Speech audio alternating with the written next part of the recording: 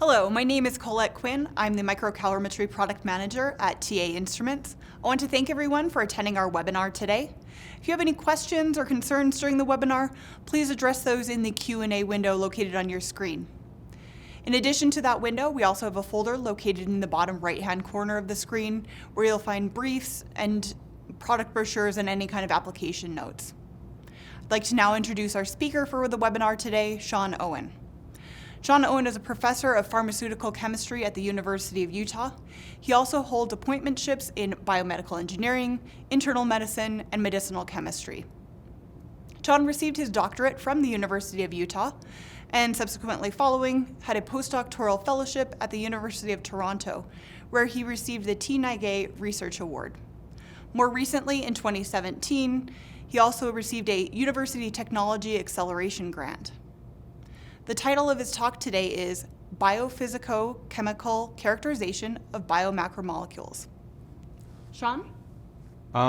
So I really appreciate the opportunity to do this webinar today, talk to you a little bit about biophysical chemical characterization of biomacromolecules.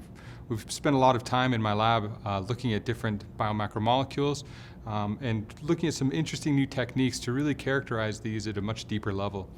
I really appreciate the opportunity to work with people from both TA Instruments as well as Waters. They've been extremely supportive over the years. Special shout out to Colette Quinn and John Gebler and others at both of those institutions, as well as Denise Kent at Waters, who's been a long supporter. So when we're thinking about biomacromolecules, probably the one that we know the most about and the one that we study the most in my lab are antibodies. Specifically, what you see here is breaking down the structure of an antibody a little bit. This is an IgG1, so this is an immunoglobulin. And if you look at on the one side of the screen, we have some characterization, some kind of cartoon figures that we'll often see in the literature. But what I really want to draw your eyes to is the different components of an antibody. So there's the Fab, this is the antibody binding fragment, as well as the Fc domain, this is the crystallizable fragment. And how each of these function is important in the efficacy of an antibody, but it's also important for the structure of these different domains. And so I'll refer to these throughout the presentation today. It's also important to notice that there's a glycosylation in the Fc domain, and I won't talk about that much in the presentation today, but it is an important factor for antibody and antibody function. So looking at, we're really interested in therapeutic formats of these antibodies, as well as using antibodies for diagnostics. Right now, there's a lot of interest in antibodies themselves as therapeutics, and so on the left side of the screen, you see an antibody on its own. We can also take these antibodies and further modify them to help deliver payloads. These are known as antibody-drug conjugates, where a small molecule drug is fused directly to the antibody. And so in our lab, we use both of these as kind of platforms, and I'll walk through different aspects of how we've characterized these, both in terms of their stability as well as their functionality. If we're looking at current technology for antibody-drug conjugates, or ADCs, there's the most common ways to conjugate a drug onto these antibodies are through native amino acids that are found on the backbone. The amino acids that are really facile in allowing this conjugation are lysines or cysteines. And so for a lysine, you can see that they're usually on a typical IgG, there are about 90 lysines that can be found, and they're found throughout the molecule. And there's kind of a semi-uniform distribution of these across the molecule. For a typical IgG1, there's 4 interchain and 8 intra-chain disulfides. So these cysteines that form a disulfide bridge can be reduced, and then that thiol can be used as a site for chemical activation. One thing that you can stop and think about is if you're trying to put a drug onto an antibody, where would you want it? Well, it's actually kind of hard to control where it goes. So the question really becomes, where is it? So looking at one of these IgGs, you can look at a lysine and say, okay, if I'm able to put 4 drugs on that molecule, where are they, and does it make a difference? And that's one thing that we're really interested in our lab. It turns out that for the the commercial products that are out there right now, there are 4 that use chemistry conjugated through a lysines, and 1 product that uses the cysteine chemistry. Now, before I get into it, throughout the presentation, I'll talk about some of the techniques that are used and are important for us in our work.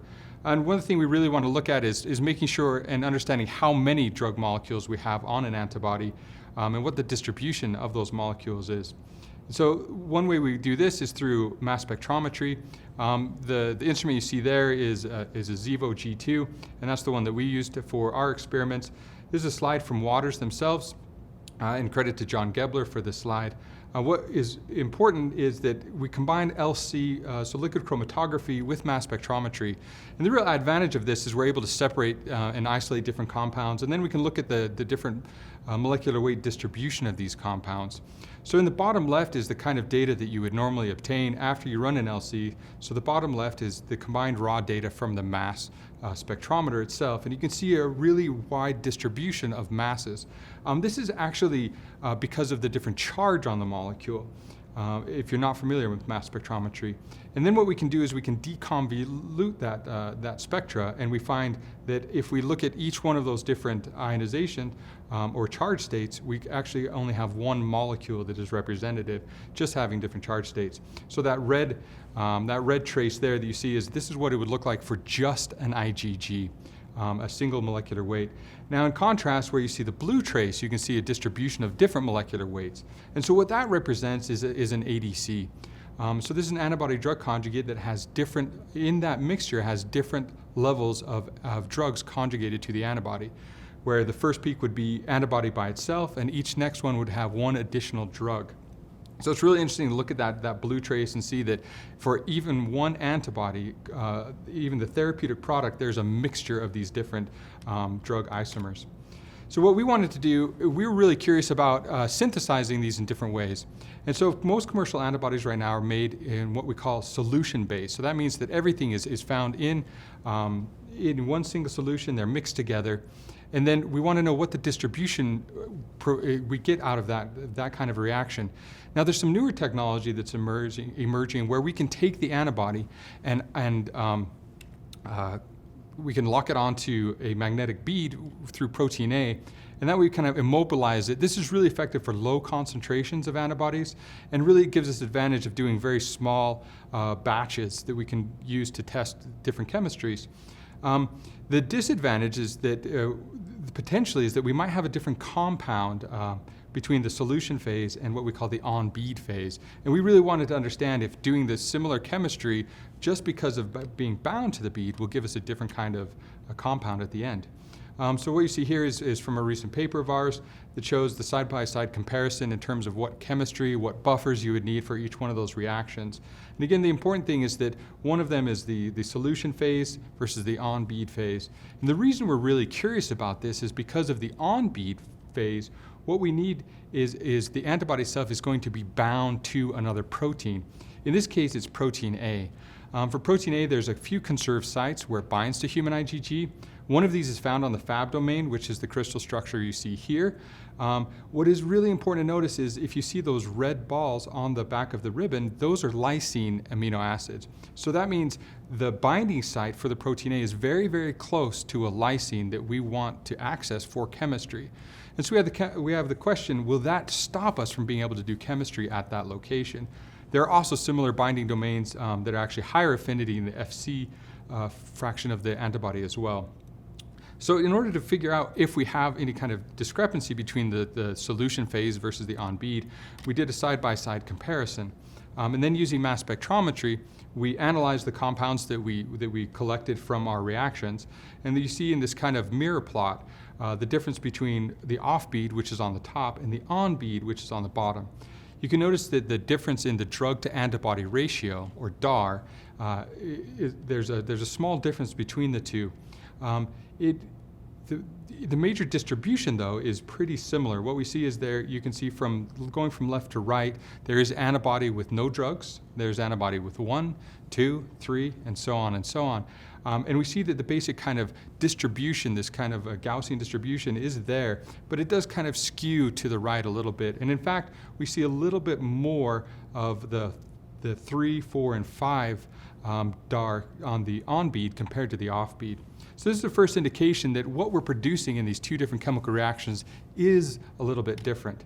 So we had the question, though, is the difference in conjugation level, is it just a difference in the conjugation level? That means how much drug is there, or in the distribution? So what I mean by that is, are there more drugs on there? only, or are they distributed in a different location across that IgG? In order to figure that out, what we did is we actually digest the entire antibody into small fragments, and then we can locate which lysine was conjugated with an antibody. And so if you look at the side-by-side comparison, and we do this by first digesting the antibody and then coming back with mass spectrometry to locate and figure out exactly which lysine we had conjugated to. So the conjugation site that's listed there, those are the individual lysines, and you can see the relative magnitude of each one of those sites being conjugated. I really want to draw your attention to K65. So K65, we do see a significant difference in the conjugation levels, where it's higher for the off-bead compared to the on. What's really interesting is K65 was one of the lysines that I showed you a couple slides ago on that fragment. So what we're getting is a different distribution. Essentially, that binding to the protein A, we think, is masking that specific site. We do see a difference as well in K330, which is in the Fc domain. It's a little bit farther away from the protein A binding domain, and again, it's a slight difference, maybe not as substantial as the K65. To perform this, we did, as I mentioned previously, we used the Acuity UPLC with the Xevo G2S QTOF from Waters. So the difference in DM1 distribution, there's less drug found at sites near protein A binding sites, is our conclusion. Now, that's not the only way that we can characterize these antibodies. We also want to understand not only is there a difference in the drug distribution, but also in terms of functionality, as well as stability. So the main property that we're interested in for an antibody is binding. So this is the Fab domain actually interacting with its target ligand, or target antigen. So one way we can look at that is using isothermal titration calorimetry, where one thing that we can measure is the heat that's given off when two proteins interact. In this case, what we're trying to measure is the binding of the Fab with its target antigen. And what we can quantify when we do this is all of those, so the delta H and then the affinity of these different ligands, as well as the stoichiometry, so if it's a 1-to-1 ratio or not. And so with TA Instruments and their support, we were able to analyze the affinity as well as the valency of this interaction. And the enthalpy change and the stoichiometry that's provided can also give us additional information about the nature of this binding, if it's a hydrophobic interaction or if it's an H bonding. For our particular study, the main thing that we were focused on is just, does it bind, and does it bind differently after it's been modified? So looking at a typical ITC thermogram, we can see that when we have the actual antigen as well as the antibody combined, we have an on-off rate that we can calculate. And so looking at the curve that we see in this graph, we can calculate all of the different thermodynamic parameters that would be essential for us. Again, what we really focus on are the binding constant as well as the stoichiometry. We want to make sure that there's no major difference after we've modified these antibodies. So this is the result that we got, and so comparing to the bottom left, this is trastuzumab by itself. So this is just the naked antibody with no drug. And what you can see is there's a nice curve. Each one of those peaks is a different addition of the actual HER2 into the solution. And then what we're interested is comparing the trastuzumab as well as the off-bead and on-bead conjugation techniques.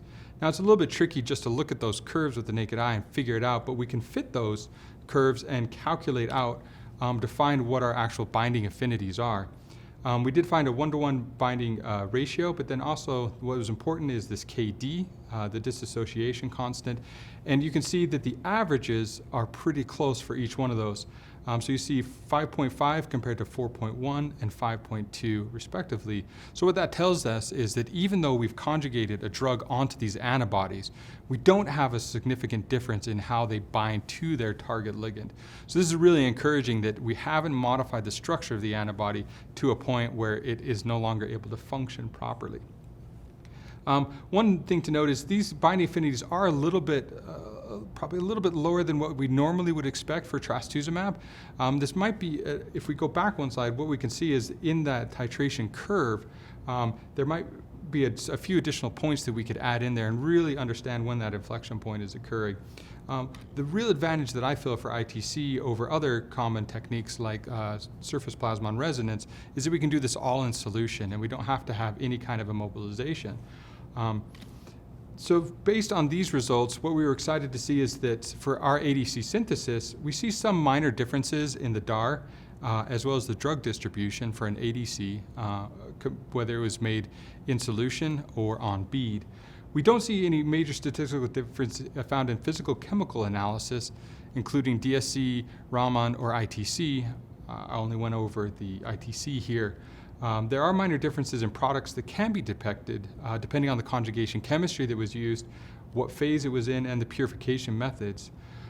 So what we can conclude from that is we can do these really nice small-scale on-bead conjugations in the lab, and that we shouldn't have too much of an issue scaling that up to a solution phase conjugation. There are some site-specific conjugation or ligations that are out there, and they do utilize protein A or G.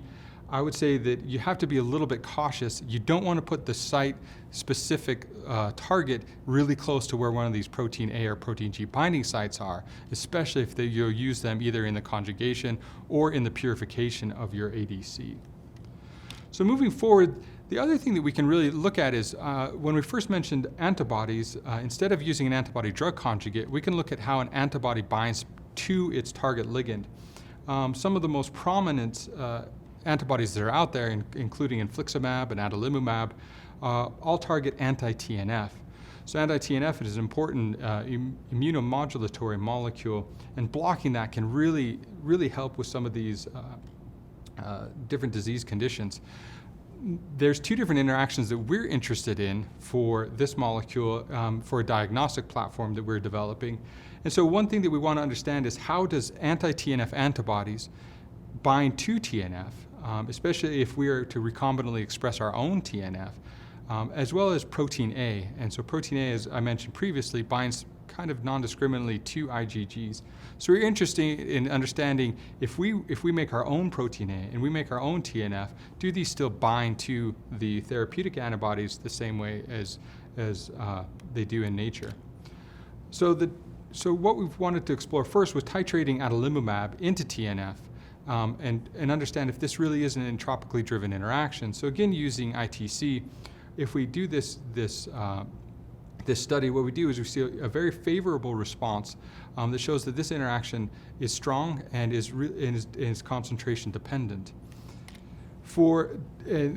But we also wanted to employ a different technique in addition to ITC to understand how stable these molecules are. So because we are producing our own proteins recombinantly, we want to make sure that they're folded properly, that they're stable, and that they stay that way.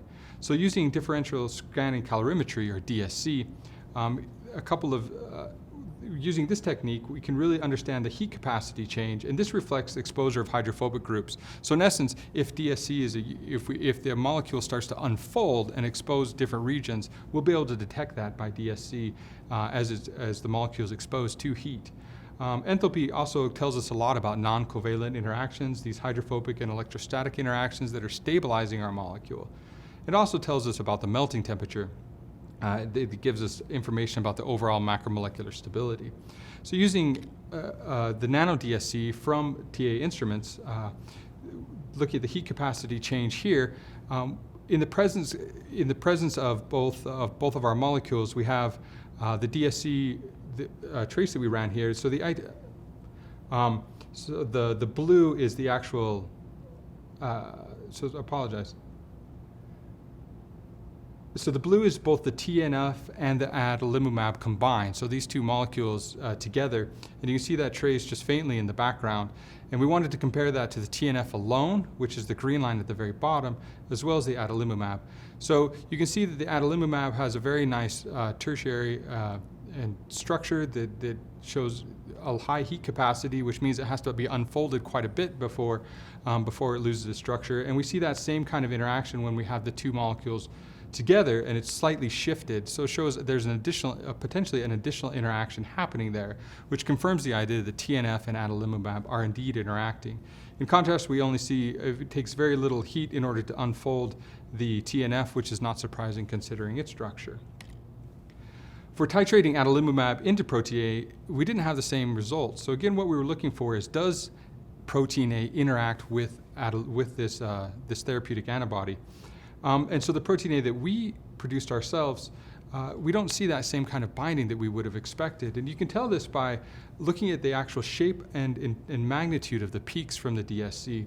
So if you look at this, the graph in the middle, you can see the corrected heat rate for each of these spikes that we've spiked in different repeated spikes of the test solution. And you see that there's really no major difference between a blank spike and our test solution spike. So what this suggests is there's no real interaction occurring between these two molecules. We would want to see a really much sharper peak in the graph on the bottom right. We want to see that curve have a much larger transition. So we will, in the future, we'd like to repeat this and change probably the protein A batch that we used, as well as some additional purification techniques. But this is really informative to us to show what a bad example would be of a protein A molecule. So not only does it confirm when things are good, but it tells us when things are not. So the last thing we were curious about, though, was looking again at this at DSC. So the adalimumab as well as the mixture. And now what we see is it's really suspicious.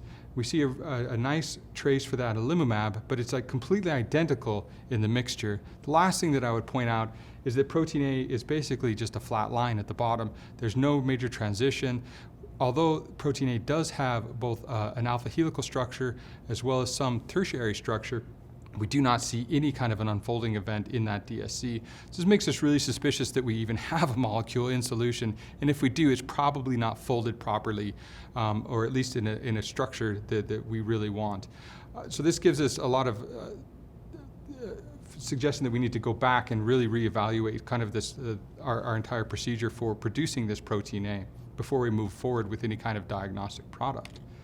So kind of the conclusion of this part is that the binding and stability of structures, we can verify these biomacromolecule interactions with things like the TNF, which is the target of adalimumab.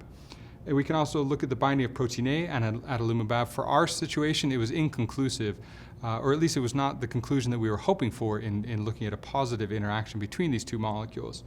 So for us, we concluded that the long-term stability of protein A construct is really questionable. This is a batch that we had produced quite early on, and it was likely that it had precipitated or unfolded to a degree that was not satisfactory.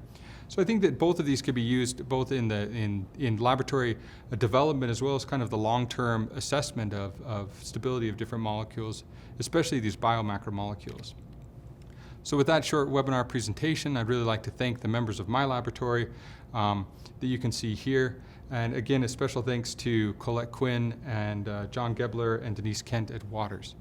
And with that, I'd love to take any questions that you might have. Thanks for that informative webinar. A recorded version of this webinar will be available on our website. We'd now like to open up this session to the question segment. If you have any questions, please enter them into the lower hand portion of your screen. We'll try to get to as many questions as possible during this time.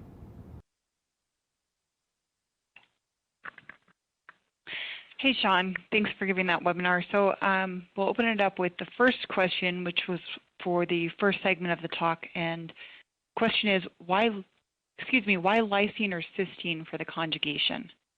Yeah, that's a great question. So a lot of different companies are moving away from these original conjugation methods, but they still really are important. The biggest reason that they still exist is because it's the easiest thing to do. You don't have to do any kind of a genetic modification to the antibody itself. You can take a native antibody that was produced and do the conjugations directly to that molecule. A lot of emerging technologies that are really popular do have site-specific modifications with non-natural amino acids or amino acids in different locations, as well as some that are using different kinds of kind of specialized enzymatic ligation techniques. Okay. So let's see. So one of the other questions was, let's see, how was the ITC experiment performed and what reagent is being used? So I'm just assuming, I think it's more of maybe buffers, if you could just explain a little bit of temperature, concentrations, kind of a rough idea on that. Sure, we could probably, that's probably a question better to look offline. And I'm happy to answer that if somebody wants to reach out to you directly, and we can give them the full details of everything for those experiments and how things that we found since then may actually work a little bit better. Okay, great. Yeah, thanks. And we can follow up with those people that have the specific experimental questions. All right. And then another one is, where does protein A bind? Because the comment is actually, doesn't protein A bind to the FC region? But it's kind of, where does protein A bind, and how many protein A's do you expect to bind to an antibody? Yeah, protein A is an interesting molecule, and it depends on which type of IgG you're using. For human IgG, there's actually at least two known binding sites. One of them is in the FC domain, and there is one in the Fab domain. For different kinds of IgGs, mouse or chimeric, that might not hold exactly true, but we do know for at least the conserved basic structure of a human IgG, there are two different domains. The protein A in nature is usually not just a monomer like I showed it in the slides here, but sometimes a multimer of 3 to 5 to 6 different units. There's a potential for avidity or even multi-binding. Most of the purifying columns or bead-based protein A platforms are just monomers, and so we expect one to bind each of those FC domains. We haven't seen any evidence that we're getting multiplexing or simultaneous protein A binding at the Fab and the FC domain, but we haven't done too much detailed experiments to really answer that question. Hopefully that makes sense. Yeah, I think it does. And I think that then it also backs up with the ITC not seeing multiples because you have the stoichiometry value associated with that as well. Okay. One of the other questions was, what is significant? So meaning let's say there's two different ones, and one is, what is significant for the drug-antibody ratio? You said 3.4 versus 3.9. You said that is different. So how do you establish what's the same or different with those kind of ratios? Well, this is a really interesting question to me. I think there's the idea of what is significantly different, what is statistically significant different, and what is clinically different. And I think those kind of all have broad and undefined agreement on what those each mean. For us, what we did is, statistical significance in terms of how many times we repeat this, and can find that they are different in terms of the average antibody and average drug level we have per antibody. I think a much better question is does this make a clinically significant difference? And the best way we can tell right now is can we do a surrogate and say, is there a difference in stability? So the idea would be that if there's a significant difference in the stability of a DAR that's 3.3 compared to one that's 3.5 or 3.9, then we would kind of infer that may have a significant clinical impact. For the times that we redo this, each time you do this kind of a conjugation, I think that a range of 3.3 plus or minus as high as 1 is something that we see consistently in the lab. So it's a quite large range in the deviation from those means. So again, we don't see a major difference in terms of stability when you keep the DARs around 3.3 to 3.9, so kind of below 4.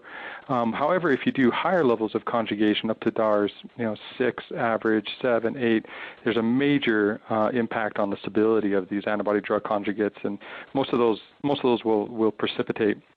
In fact, in the lab, usually when we see precipitation, that's an indication that we've over-conjugated our molecules. Okay, and then there's, let's see, I think we have time for two more. This one that came in, I'm actually going to answer, and it was DSC of protein A covered lower temperature than 55 degrees C? And I can answer that one because I ran that. And it was, we just zoomed in on the region that overlapped with the antibody to show that there wasn't a shift there. Yeah, I know that we've run other protein A's, and it's been a pretty broad unfolding transition. So I was just wondering if this is something that Shawn and I we've had a discussion back and forth on. Was it just so broad that it wasn't seen in the baseline? Did we just need to go to a higher concentration to see it, or was it just absolutely unfolded? And then based on the kind of the ITC data as well as the DSC and not seeing a shift at all in the antibody, that's kind of where we went to the protein A was likely unfolded or not folded properly. But yeah, we definitely did. With the scan started at 20 degrees C. So we did look at the lower temperature. Great. And then I think we have time for one more. And then if we didn't answer your question today, please know that you can still submit it. And we'll just email you the answers that we can provide to you. So for the last one, I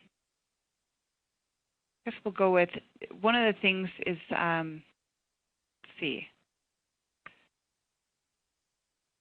You kind of already touched on this, of the other conjugation methods being used to make ADCs. And then would you still say that then lysines are still relevant? Are they still being pursued? Or are you planning on still continuing to pursue these in your lab? Yeah, so from the databases that we've been able to look at and publicly accessible information of, approximately 70, 80 ADCs that are in clinical trials, about half of those are still lysine-based. And this might just be an artifact of those that have come, were entered and have been in the clinical space for a little while. But I think that it's not a question of if lysine is usable or not. And I think the FDA right now has kind of made the statement so far that they don't really have much concern about whether these lysine conjugates are diverse or not, but if they're reproducibly diverse. So as long as you get the same kind of distribution of drugs throughout your molecule, I think that's acceptable. And again, because it is so easy to do this kind of conjugation without having to modify the parent antibody, I think they will remain relevant. Same with the cysteines. However, I would also say that as we learn to understand kind of that clinical impact that I alluded to earlier, if we do notice that these broad distributions are problematic in terms of stability or clinical efficacy, I think you will see the community push more towards uniform ADCs, and we already are kind of seeing that trend anyway, just because of reproducibility and homogeneity of the final products. Okay. All right. So I just want to say thanks again for this two-part talk. We really appreciated your time today. And then, as I mentioned before, if we didn't get to your question, please know that we will be following up via email. And everybody, have a great Wednesday. Thanks. Thanks, Colette.